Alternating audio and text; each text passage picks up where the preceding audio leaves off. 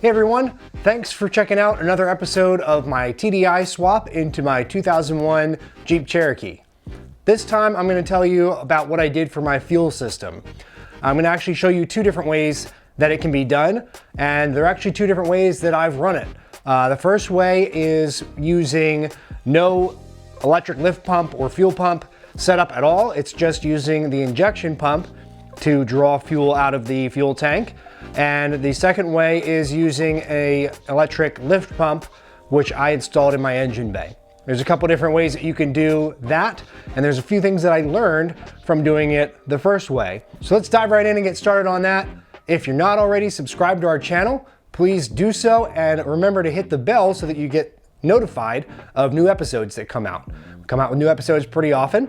Also, if you're looking for a way to support us in making more great content for you, we do have a Patreon, and you can also follow me on Instagram. I post a lot of things about my TDI swap and all the other Jeep things that I do. My Instagram handle is @BleepinJeepJohn. So of all the different TDI builds that I've watched and see going on, one of the greatest variations that I see, and a lot of it is due to the type of vehicle that it is really in the fuel system.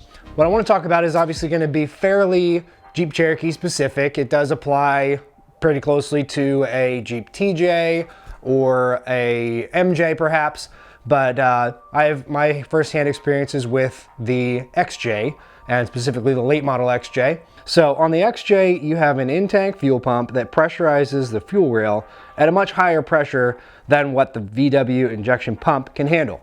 I'm not sure the exact numbers that it uses, but it's somewhere in the neighborhood of 50 PSI. So the Volkswagen injection pump wants like 5 to 10, not 50. Also, that pump is not designed to pick up diesel fuel, which, especially in colder temperatures, is not as thin as gasoline is going to be. Also, there are certain types of rubber and seals that can be more sensitive to diesel fuel than to gasoline, so you do want something that's designed to pull diesel fuel. The ALH injection pump is capable of drawing its own fuel supply up to an increased power of about a Malone stage 3, in my opinion. The worst case scenario, you're just not going to have enough fuel supply at higher RPMs. So this is where you'll start, regardless of the setup that you choose. You'll of course need to drop the fuel tank for this. Next thing you'll do is to knock off that ring that retains the fuel pump and sending unit for the fuel gauge. And what you're looking at here is that in-tank unit, and there's no fuel pump motor in this anymore. There's also no pickup screen off the bottom of it. What I tried first was to make a pickup tube using a piece of rubber fuel hose connected where the stock electric fuel pump normally attaches. There are two problems with this. You would have to modify the fuel pressure regulator, and the rubber hose will not stay straight. Although I made it long enough to touch the bottom of the tank, when I pulled this out of the tank 10,000 miles later, the hose had curled slightly. My recommendation is to remove the fuel pressure regulator and make a simple block-off plate to insert a draw straw through that area. If you're not using a lift pump, 5/16 or 3/8 inch line will work best for this. Your draw straw could be a piece of stainless or aluminum tube, or a piece of high-density polyethylene tube. So there is no return line built into your Jeep Cherokee, or to my knowledge, any of the Jeep models with a gas engine. So whether it's the 2.5, the 4.0, or some of the older, 2.8, things like that, it probably does not have a true return line. What it's going to have is an evap line that goes from the evap system, and that line is just a plastic hose that runs kind of right along with the fuel line, which is stainless steel, back into the fuel tank. And that goes in through what's called a rollover valve on the top of the tank. Now, I've heard of some people using that rollover valve and that evap line as a return. If you're trying to do this swap really quickly, you could go ahead and give that a try. Just keep an eye on it. Make sure that it is not leaking, that it's not being compromised by diesel fuel flowing through there, and that it is if you have any issues with fuel supply, that might be the cause of it.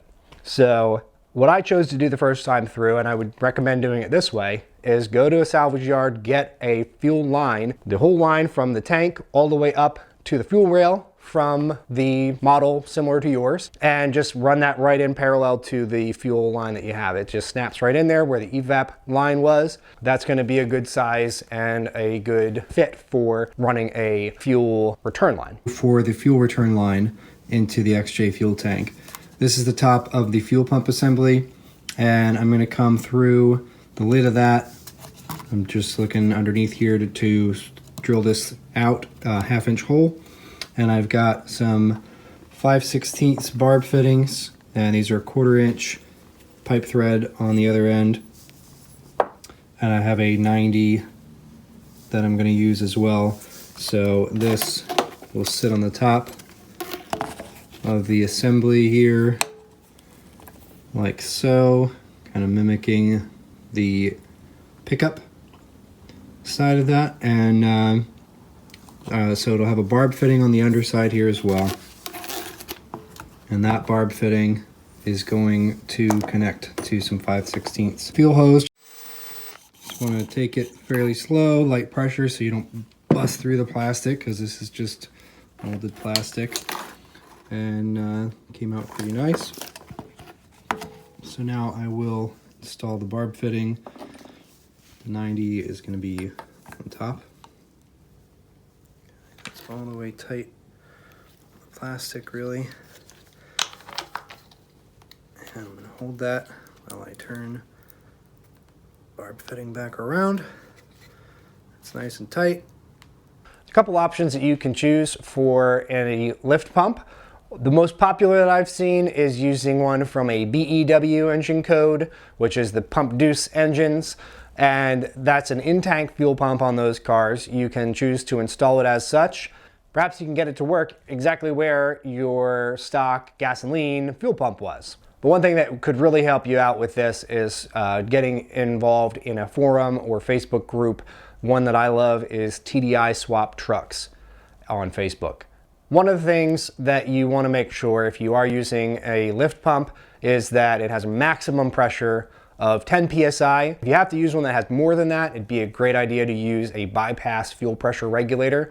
So it's going to be a regulator that puts fuel back into the tank and regulates the line pressure coming out of it at 10 psi or less. You could go really more like 8 psi would be fine too. If your Jeep has the evap system I mentioned, you can remove everything to do with that. Just leave it unplugged and pull that charcoal canister, the whole evap canister, any of the electronics having to do with that can go. When running your TDI without a lift pump, you can choose to use the VW filter from your donor vehicle. When I had mine set up without a lift pump, I chose to use a universal filter kit that allowed me to run a Donaldson fuel filter screwed into a machined piece with inlet and outlet fittings. The extra hose you see in these shots was for adding a fuel pressure gauge. This was mounted in the engine bay using a very basic bracket I made using flat stock. In these clips, I am priming the fuel lines and filter using a Mighty Vac. As you'll see, I mounted the air dog in this same location.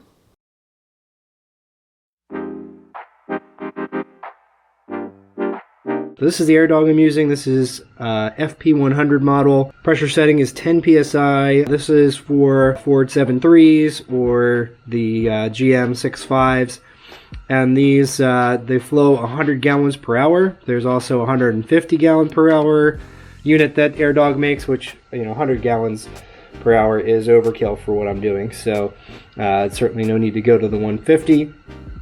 I picked this up used for $100, which was a killer deal. I'll show you how I'm going to hook everything up here so that I avoid starving this pump or working it too hard. I want to keep the 1/2-inch lines for as much of the routing as possible and then step it down only at the injection pump. I pulled out where I had the aftermarket fuel filter that was mounted off of a bracket that I made that was screwed into the fender well here and then also tied in to the support for the proportioning valve. And I figured out exactly where I want to mount the air dog. I was considering putting it underneath like you would have it on a one-ton truck, but it wouldn't have been along the frame rail. It definitely would have been sticking down way too low for that. So I thought there would be room above the rear axle. There would be if I had like an 8-inch lift and I wanted to put a big skid plate back there. I kind of thought about maybe building it into a gas tank skid plate or something. But ultimately, that makes it less serviceable. It makes it more susceptible to dirt and water and everything else that you don't want in your fuel, and your electrical connections and everything else that you have to hook up for this thing. So I just decided the engine bay, I can keep an eye on it, I can service it easily, I can keep it clean, and I can find a spot for it because there's no more 4L. There's room in here. So it's going to sit kind of at an angle here. The inlet from the tank, so fuel into the air dog, is coming in from this side, and then my engine output, as well as the output back to the tank, return from the air dog to the tank, is coming off of this side over here. So I'll show you what that looks like. I had to fabricate some bracketry to do that. So this is what the stock air dog bracket looks like. It sits on top of this, and the fuel filters stick down through it. Now here's the brackets that I had to make. So for the 90-degree fitting that I put on the air dog, I had to modify that. Otherwise, other than some holes drilled, that's not any different. I drilled these holes in the middle of it. And then this guy is my bracket that stands on. So it's got a couple little curves to it, a Z-curve sort of action to it. And this will just be zip screwed into the inner fender. And then I did some captive nuts on this guy so that when I go to change my fuel filters, all I have to do is pull these two bolts. I'll have room to get either a ratchet wrench or electric ratchet on that. And that'll pop the bracket off, and I'll be able to just move that out of the way enough to service my fuel filters. All right, let's get the bolts in from the bracket into the base here. And that is where she's going to sit. I'll be able to just undo these two bolts to remove the whole air dog assembly with filters for servicing it. Got to adapt this down to 5/16, as ridiculous as that all is. So I bought these two fittings, this fitting and this fitting, from Air Dog, and so this is a push lock 1/2 inch to flare fitting, and then flare to 3/8 NPT, 3/8 NPT to 1/4 NPT, and 1/4 NPT to 5/16 barb. I used some really good plumbing stuff on those, so hopefully no leaks from this. Shouldn't be a problem. So that will push lock into the blue hose, like so, and then that line will connect to the injection pump. Fuel inlet over here. I'm going to aim that down slightly so that the connector kind of comes off over here. Other than this 90-degree plumbing fitting that I put on here, brass fitting, everything, the way it hooks up is pretty self-explanatory and pretty much by the book. Air Dog. Again, this fitting's Air Dog, and then these were just part store fittings. Bushing from 3/8 NPT to 1/4 NPT, and then a barb, 5/16 barb to 1/4 inch NPT. And then my 5/16 hose, which is going to connect to the inlet on the injection pump. So this is going to kind of fly underneath the air filter here and up to that. I'm going to have to extend this, so this was just kind of a test piece. I'm going to need a longer bit of 5/16 tube on here to get this connected. But that goes to engine. And then tank is just going to be another piece of 1/2 inch hose that loops around and kind of follows this guy down and around back to the fuel tank. Here's what I ended up with for going to the engine. I already explained the adapters. I've got fuel injection clamp. I don't know if I've explained this, but fuel injection clamps do a much more even pressure on the hose than worm drive clamps, and you can get them a lot tighter. Those are all stainless steel fuel injection clamps. I've got right now 5 feet of hose, which is far more than I need. This is barrier hose from Napa.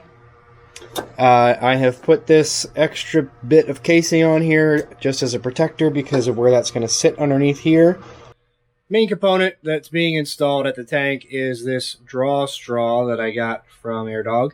And this is obviously way too long, and this is like 2 feet long. And my tank is, you know, only maybe 11 inches deep.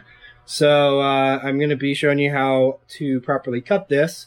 And it also requires an 1 1/8 hole in the tank for this grommet. So grommet, and then that slides into this like so, and then presses in there, expanding the grommet and making a seal. So then that's a push lock fitting on there.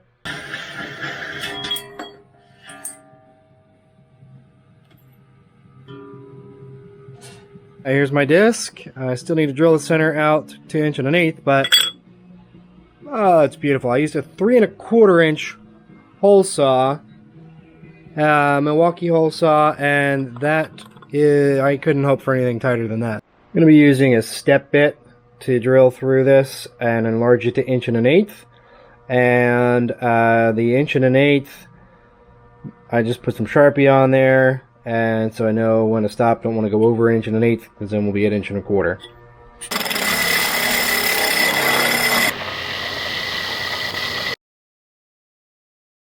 I'm just going to use a hacksaw here to cut off the original pickup. This hacksaw blade fits in there pretty well, and I'll just gently cut that off by hand. Oh, well, you know, that cleans up my ugly cut. 2 birds with 1 stone there. So there's my 2 holes. Take this inside, clean it up, and then I will RTV and mount my draw straw grommet-y thing. Yay! Installing the draw straw into the grommet, super simple. Put the grommet in the metal, put some WD-40 or motor oil on the rubber, and push this through. Make sure that you mark the top of your metal piece if such a side exists, as the alignment of your holes may not be, you know, dead on and symmetrical, as mine was definitely totally symmetrical. Right, so this, we know that the grommet is going to push into the little like chamfer there, and we know that the metal is going to sit flat on this, so it's going to press tight down like that. So with that aligned that way, we know now that this is roughly at the same height as the where this sits on the tank. So we can come over here to the tank, and we can measure from the lip of this down to the bottom of the tank and find out how deep that needs to be. So what I'm going to do is drop this in the tank. I'm going to get a Sharpie. I'm going to set this in the tank. Get the old armpit clean first. So set that in the tank. Oh, what do you know? It's too long. Okay, there's my mark. That is definitely not the mark that I want to cut at, so don't just go over to the saw and cut this. Good thing to note here too, there is kind of a deep end to the pool here. It kind of starts right at the edge here, so you kind of see that I'm sliding down. So make sure that your mark is kind of set for that deep end. From the top. This is a split tip drill bit, so it's easier to do this kind of thing.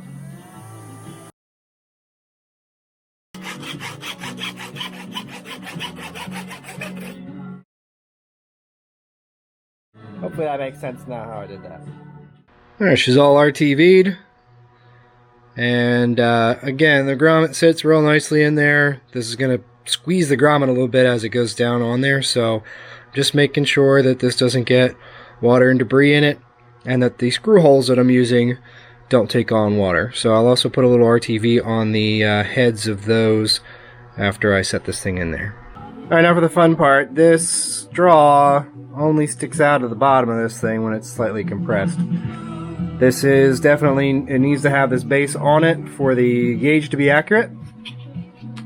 So it's going to be a little bit of a challenge to get it in there, I think, but we'll make it happen. Now we're getting a little crazy. So the return line from the AirDog back to the tank, the way that AirDog does it in all their instructions that I looked at, is they tie it back into the vent line that comes tees off of your filler neck. So what I've done here is this is a steel fitting for that. Obviously it's rusty.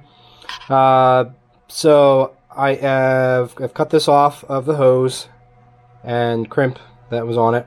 I've drilled this to 23/64, and it's a real snug fit. So I'm going to use a rubber mallet now and tap this in gently just to get it started. I'm going to pull this out of the rubber hose, and I'm going to weld a couple tacks on this so that that is secure, and that's going to be returned from the AirDog. You see here how far back I've cut the vent tube. It used to extend out the exact same length as this.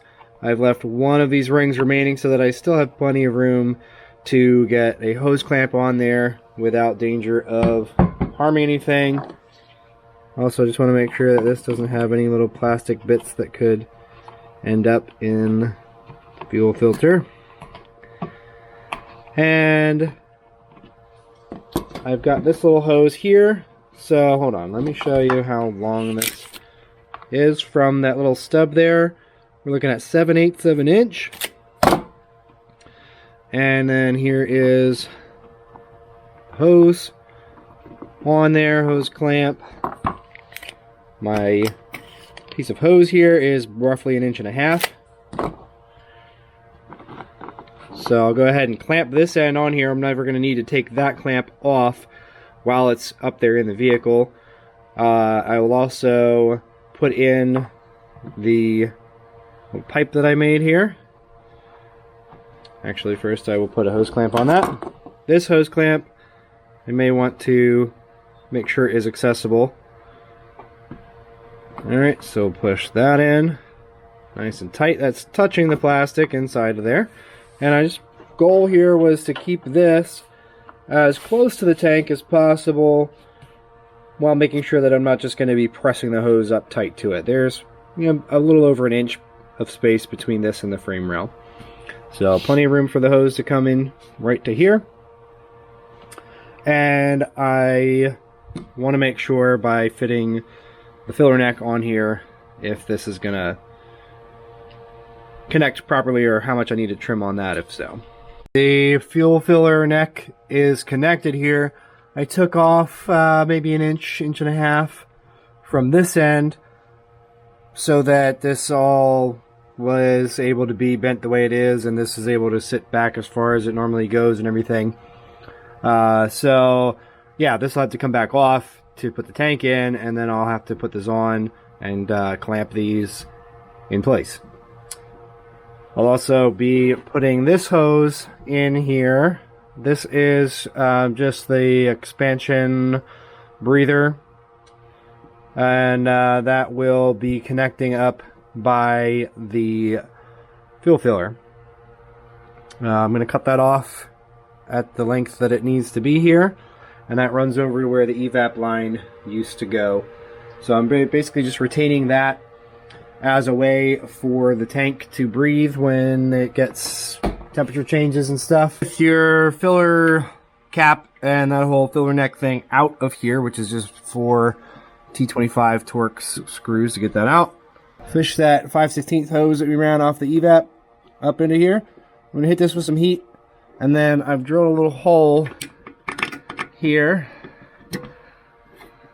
5/16 hole, and that sits just outside the perimeter of the filler neck flange there.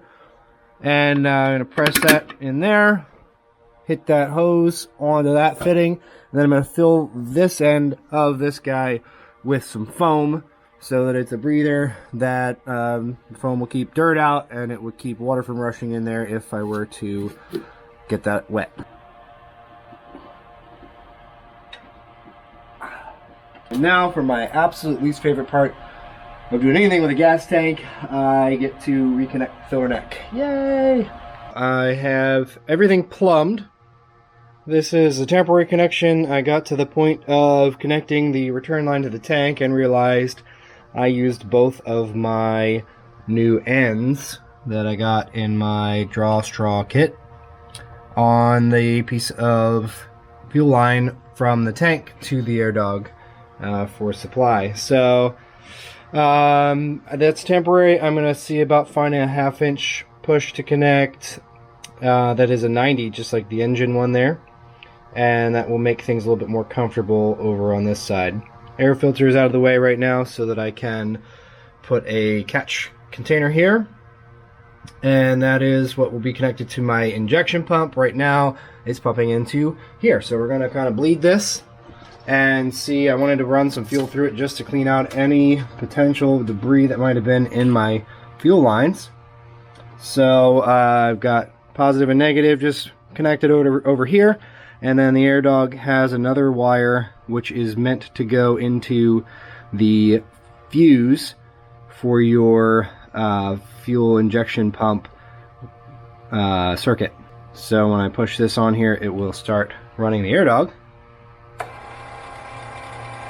Here, it's just pushing air right now. Everything is empty. Gonna take some time to draw that up from the tank for sure. Whoop, it's working. You hear it change. And there's diesel.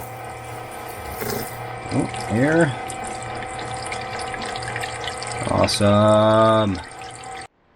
Just taking a minute to go over the air dog wire harness, and this should be pretty much the same for all of them, I would assume. You got your relay here, you've got your fuse for the main power from the battery, and then we've got connection to the air dog, and then this is an optional, would be like a pressure sender that would be then connected to a dash light warning you that the filters are clogged or there's a connection issue. I'm going to shorten this way up because this is meant to be mounted near the fuel tank. I'm going to mount the fuse and the relay to the fender well here, and then run the wires over to the battery. So I'm going to see what I need to do that, but I'm going to take all of this casing off, most of this casing off anyway. I'm going to set this up so that it can mount on the same screw as the relay here, and then fuse and relay are right next to each other. So as beautiful as this is, it's really not ideal for my setup. I've now got the air dog somewhat temporarily wired in. Powered in off of the battery. The wires are run over here. I think rather than run the red wire for the relay trigger into the cab, I'm just going to run it to the power distribution center over here, because there's a fuel pump relay that's supposed to be in there, which I have removed because I had no fuel pump before. So that's where I'm going to run that wire to, and then I'm just going to run the other two to the battery, and it works with the key. So we're going to fire it up here and see how it does. You probably hear pump running.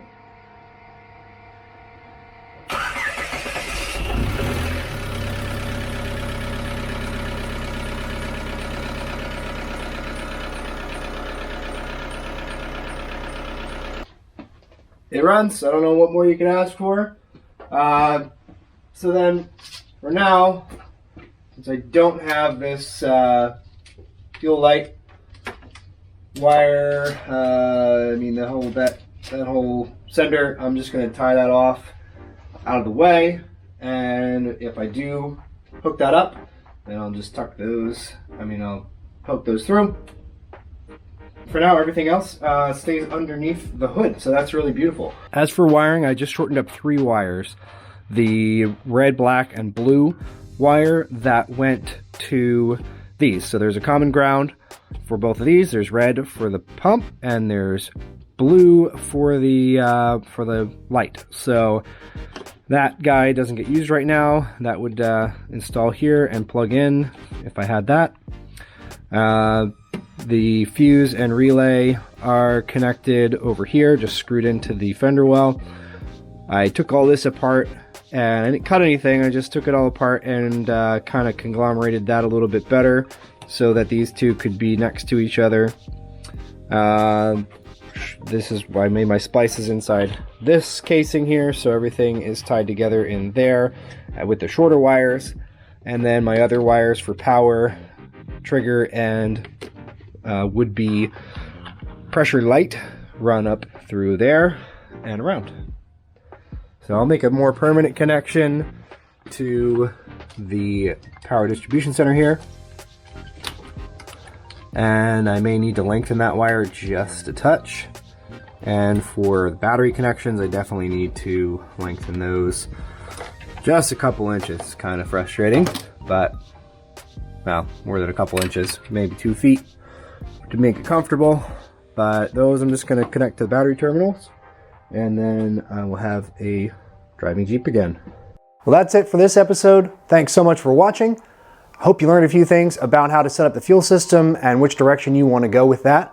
Be sure to continue watching because I'm going to have a few more episodes yet on the intake system as well as electrical, and then I'll be sure to wrap it all up with an episode about how well this thing performs because it is awesome.